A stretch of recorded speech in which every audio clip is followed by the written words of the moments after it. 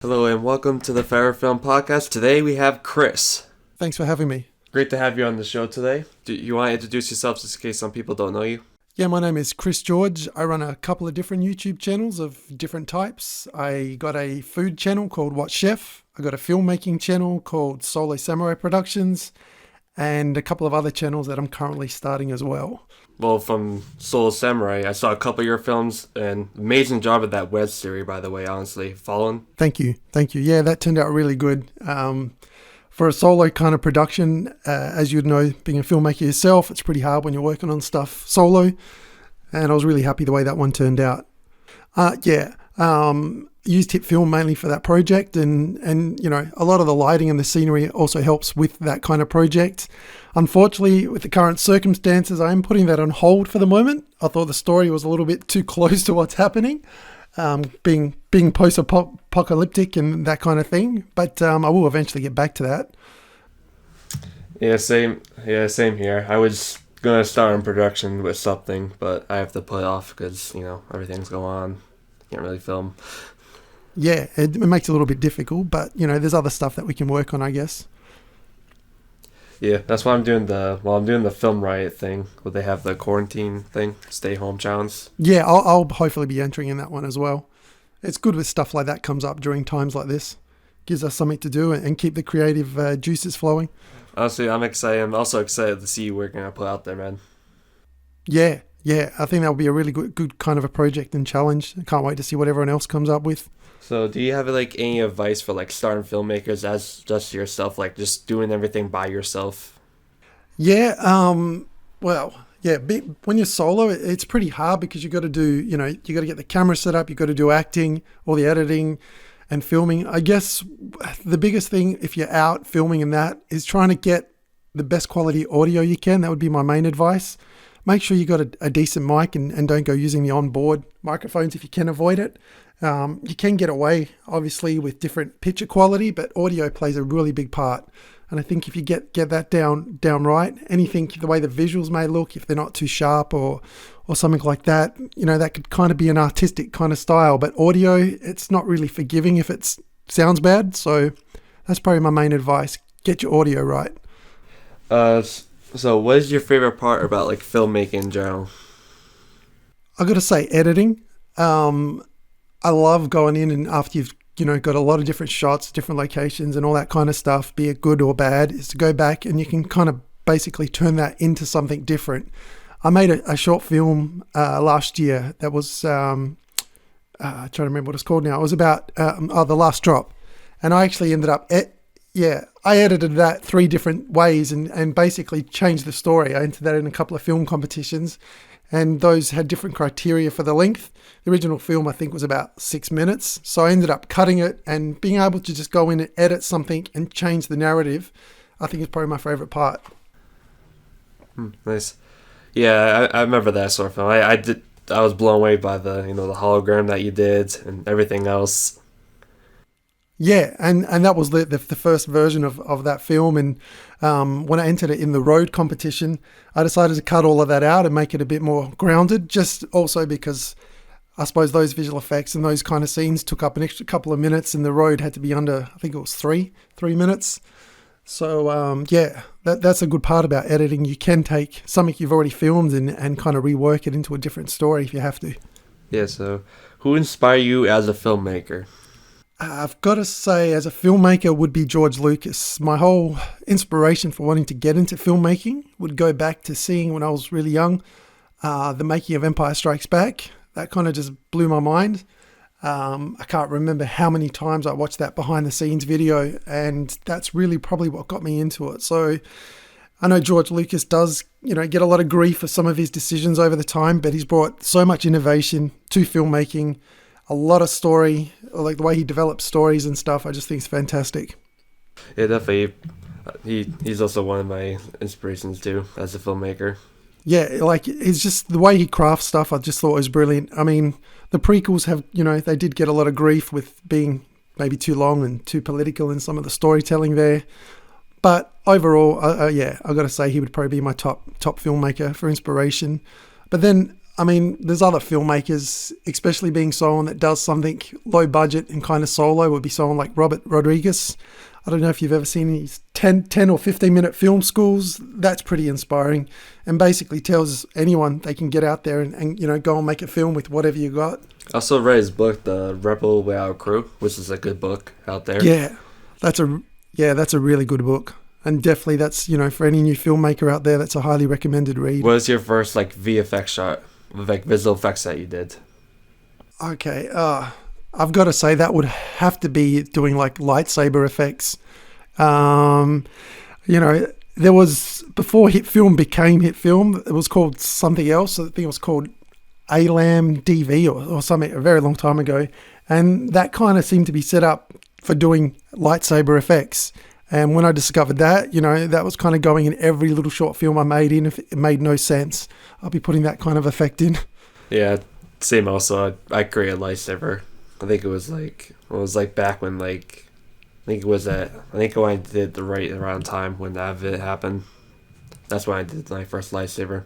It's a cool effect that everyone, when they see it on screen in the Star Wars films, really loves and gets inspired to want to make it. But at the same time, it's probably one of the most annoying and frustrating effects to do with all the rotoscoping and frame by frame work. But, the end results is really worth it. So when do you start out as a filmmaker?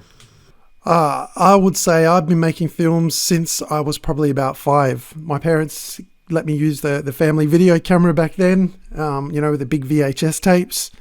And I was doing all kinds of short films and just really bad stuff, getting my brothers, my mum and everyone into the film, trying to make little westerns in the house, which didn't make any sense because there was big cars in the background and all that kind of stuff. And then when everyone was sick of me and my filmmaking antics, I started trying to do stop motion, and that was probably less than successful too, because the camera did have an option on it to do a snapshot, but it really wasn't a frame. It would be a second or a bunch of frames. So my animations or the stop motion was very choppy and very slow. But I used to use plasticine or Play-Doh to make these characters, and that was basically what I did and got my first kind of introduction into making my own films. I'll ask this for the because you do a cooking channel also. So what is your favorite food to make? So my favorite food to make is probably, I've got to say, pizza. So I do run that cooking channel, and just a little background on that, I guess, which ties back into the whole filmmaking thing. That channel really started off as a bit of a joke. I did one video where I was making, I think it was a stir fry, and I was showing it to some friends, and at this time I wasn't planning to do food, and I made this joke, well, maybe I should do a video where it's like the Terminator cooking. And I remember that, actually. Yeah, so I went back and I went and added in some shots of me wearing some leather gloves and a black leather jacket. And then I was like, well, I can't do the Arnie voice. And I found this guy on Fiverr that could do the Arnold Schwarzenegger impersonation. And I put that voice, paid the $5, got the recording, added it, and I got a few laughs from it. And that's what basically started the cooking channel. I did a whole series called The Cookinator that went on for quite a few seasons, where I would dress up as, you'd never see my face, but you'd see my hands, a jacket and gloves. And I was really trying to bring in a lot of visual effects and comedy in there with the Cookinator, and I'd pay this guy the $5 to do the recording and get his voice, because like I said, I really couldn't do the Terminator voice then. And that worked out quite well. It was a lot of work, and I did get a lot of encouragement. A lot of people liked it, but I think with WhatChef, the problem is it's a very strange channel in the fact that you got people that like the gag of the Terminator cooking, and then you got people that really like cooking. So they don't get the whole Terminator thing. And the ones that are watching it for the Cookinator parody don't really care about the cooking. So that's part of the reason I don't think that channel ever kind of grew. It was more of a novelty channel. But I kind of expanded onto there, and then tried to think, instead of getting someone else in to do the voice, I kind of let the Cookinator go and tried to make it more of a serious food channel, and did these Aussie foods down under, where I'd be in the outback running around, which kind of never made any sense. And then I still, had videos where I'd review a snack and and bring in visual effects. And it always kind of goes back to that for me, trying to bring in visual effects or filmmaking techniques. And even though WhatChef probably hasn't been that successful, I still do it because I like using that channel as a test for editing styles, visual effects, things that I'll do. It's just more keeping, those skills sharp, and you don't really have to think sometimes of, what story am I going to do? It's pretty easy. I've got this snack, I'm going to talk about it, or I've got this recipe, I'm going to make it, and try and see if I can come up with creative filmmaking techniques or visual effects or something to tie into that. So that's probably a bit away from the question, but that kind of gives some of the background to WhatChef, and where it goes. But yeah, pizza is probably my favorite thing to cook. Like just like cheese or like pepperoni or anything on it? It's got to be pepperoni, cheese, and olives. I'd say would probably be one of my favorite. Never had olives on my pizza before. It's the Greek thing in me, but I think Italians do that too. So yeah, it's highly recommended. I'll give it a try. So what is the process of doing, everything yourself? Like, again, like one band crew, because I'm also in the boat too, as you are. Okay, so for something like, let's go talk about the series Just Me that I was working on. So for that one, it starts off with trying to come up with my script. I suppose when you're filming by yourself, you really want to do a lot of planning. You want to make sure that you know exactly what you got to go and get. So for that one, I kind of planned out a few episodes. I did probably make the mistake is when I went to film, I only filmed one episode. I should have tried to film more in the same day, like get more of that footage, but I only went out and filmed the first episode that day. But I kind of planned out what I needed to do, basic plans of the shots, script points. I didn't really go too much detail into being very specific, because sometimes when you get to a location, especially when you're working by yourself, you don't have all those people to coordinate. So it is easy to adapt to the location, the lighting, the weather, and all that kind of stuff. So I kind of knew the shots I needed to go out and get. I went and did my main footage of myself, that is. And I also had a second kind of plan, which was the B-roll shots that I needed, which could be distant shots or just cuts and different stuff like that. And went and did those on a different day. So that's kind of the thing, is planning out the shots that you actually want to capture and just getting out there and doing it. Then I suppose you come back in, and then that's when you kind of start the editing process. I do a rough cut of all the editing first before I do any visual effects or grading or anything, try and put it all out. And, some things work, some don't.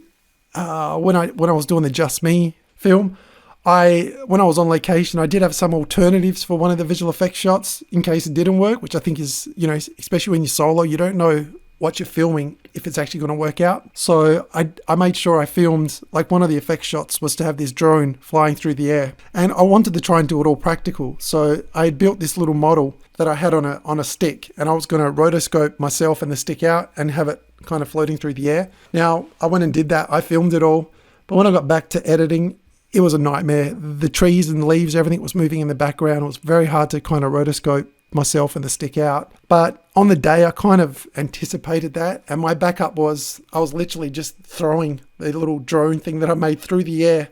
And I filmed that at kind of a higher frame rate that I could slow down to make it look more like it was floating. So that kind of was my backup plan.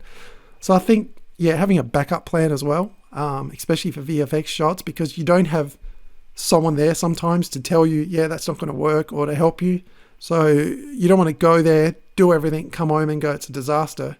Because then if you have to go back, especially if you're doing outdoor stuff, you have to go back, and then the lighting conditions are changed and you get all sorts of problems. So trying to film a few different alternatives, I think, on the day at the same location is always a good idea. Oh, that's nice advice. Oh, yeah. And, I ended up also doing a couple of CG drones for that shot. It was pretty basic drone. It was basically just a sphere. So that kind of worked out well, just to fill in those things that the whole practical model wasn't really working for. I still like doing the whole practical stuff. And, when I do get back to filming that, I do want to try and get that practical drone working, but not look comical either. Nice. So when did you start out using HitFilm, and how you got introduced to it? Like I said, I got into HitFilm in its very first incarnation, because it's gone through a few different names and designs. And the first one was really, I think it came free on a magazine cover. It had it on a DVD or something back then. And that was basically the piece of software just for doing lightsabers and laser kind of effects. And I followed the journey of the software and the company, how it evolved. And when HitFilm came out and actually was rebranded into HitFilm, that's when I decided to buy, I think it was called the Ultimate version then, instead of like the entry-level one. And so that's how I got into that. And it's just a great community. You can talk to the developers, you can talk to the people that do the tutorials, and they're very responsive and very helpful. And it's just a great piece of software. HitFilm, I've been using it for my whole entire life, honestly. Like, as a kid, honestly, I first pick it up, and I love the software. Oh, yeah, and that's for sure. I mean, some people still like their After Effects and Premiere Pro and everything, but for me, I used to use those software. But switching to HitFilm and the fact that every version gets better and better, I do everything in HitFilm now. I do all my editing, I do all the visual effects, I even create the thumbnails for my video in HitFilm. And it's just my one-stop shop, I guess, for all my filmmaking work. So what is your effect in HitFilm right now? I know mine's the Sabre one. I've got to say, I really like doing the lightning effect. Trying to bring that electricity and stuff into different clips. I think that's a pretty powerful effect that I really like. I've also been using the Video Copilot plugins because I have the HitFilm Pro, which allows you to bring in those Video Copilot. They've got Sabre, Orb, which I did use in Just Me. That's what I used to create the flying drone. So yeah, those kind of effects are really interesting, and you can do some great stuff. So do you have a favorite movie and TV show? Favorite movie? Well, yeah, that's got to be one, like probably, that's hard to say. It's definitely got to be the Star Wars films. I mean, and which one of those is my favorite? It's, I like all the original trilogy for different reasons. I do like a lot of the Captain America films and Iron Man and that sort of stuff, the Marvel Cinematic Universe. Those films are pretty good. So yeah, Star Wars is definitely my favorite. I think Return of the Jedi probably holds, that's probably my favorite film. That's the first film I actually remember being taken by my dad to the cinema to see when I was young. Return of the Jedi, didn't get a chance to see the other ones because obviously either wasn't born or whatever. But yeah, Return of the Jedi, I think is probably my favorite film. I think the storyline in that and everything is just fantastic. TV show, that's a tough one. I go through a lot of different TV shows and, you kind of get into it, and with all these streaming services, it's easy to get into something and binge watch and then like that. I got to say The Mandalorian at the moment is probably something I really like. I've also got into the Picard series. That's on Amazon, or in Australia it's on Amazon anyway. Kind of like that. And yeah, I guess for me, TV series just changes all the time. I don't kind of lock down to something that's probably my favorite. If I want to go back to something, it'd be something like Rick and Morty. I find that's quite funny, so that's something I can keep going back and watching. Yeah, nice. The Mandalorian, honestly, I love that TV show, honestly. I mean, that's got a lot of, it's just really well put together, but it's got a lot of criticism too, I guess, for saying the story is too basic and that kind of stuff. But that's something I actually like about it. The story is easy to get into. It's not overly complex, and it's just an enjoyable show to watch and kind of, escape for an hour or whatever it goes for and get into.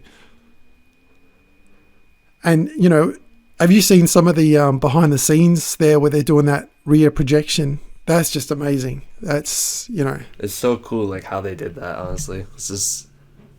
Yeah, and I mean, rear projection's been around for a long time, since probably black and white film days, in a really bad way. And this is just taking that to that new level, which is just incredible. Incredible. Like, all the scenery, like, where the camera moved it, like... Yeah, it's just, unbelievable. And the overall story I do like, and just the visuals and everything, it's just good. And I mean, as everyone, that Baby Yoda is just, cool little character as well. And I like the fact that that's a practical puppet rather than just all CGI as well. That's the thing I really like. And I think that's why Star Wars, especially the earlier Star Wars, I really liked, is the fact about practical effects. Obviously, like doing visual effects and being solo filmmakers and stuff, having practical stuff isn't that easy to do, and we have to do CGI or visual effects here because we don't have budgets and stuff. But practical effects, masks, animatronics and all that stuff is just incredible. I love that stuff. Nice. So what gear you mainly use? So for filming, I've got a few different cameras. I've got a Panasonic G85, I think it is. That's my main camera I do. It's a pretty good camera. You can do 4K and all that kind of stuff.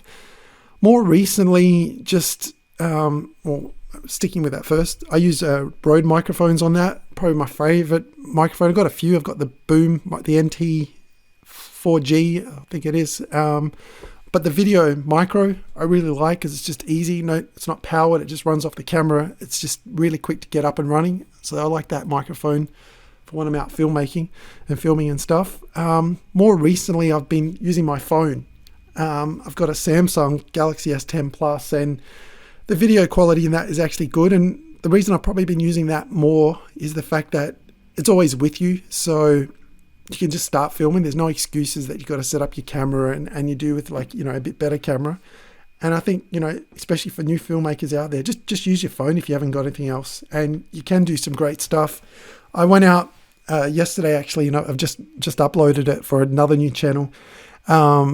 Basically, it's going to be like a travel when they allow us to travel, that is, but kind of exploring and that type of videos. And I use my phone and my GoPro a little bit, but mainly my phone to do all those shots. And a piece of kit that I recently added was a DJI Mobile 3 gimbal.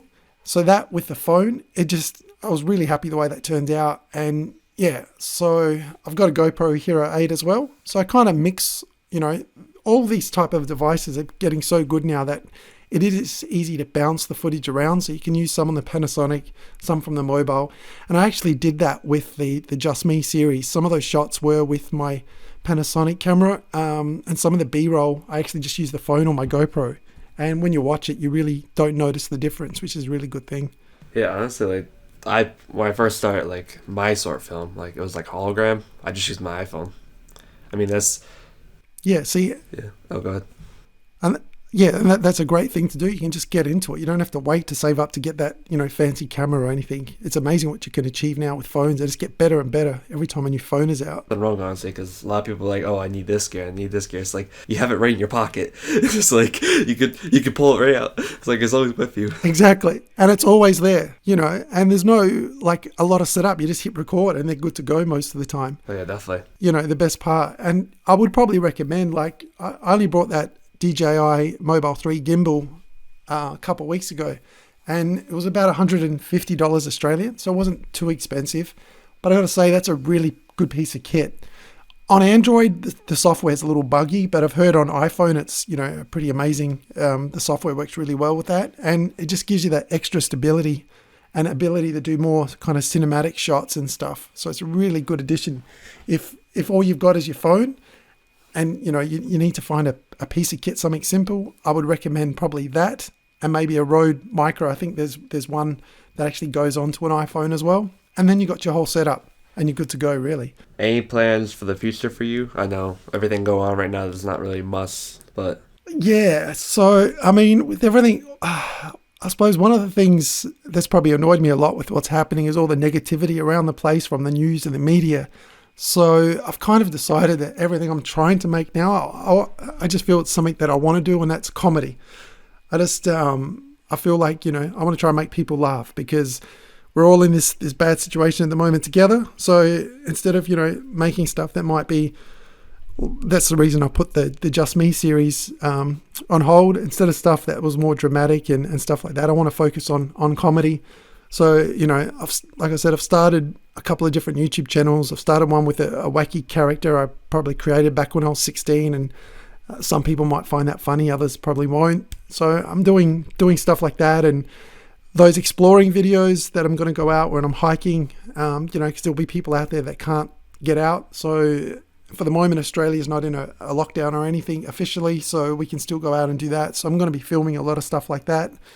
And just coming up with, I suppose, for my Solo Samurai channel and that, trying to do short films around the house and seeing what I can come up and try and use the situation to kind of bring out different kind of creativity. Yeah, definitely, because I'm also doing a couple of short films just in my house to do stuff, honestly. Just keep me busy and keep me going with filmmaking.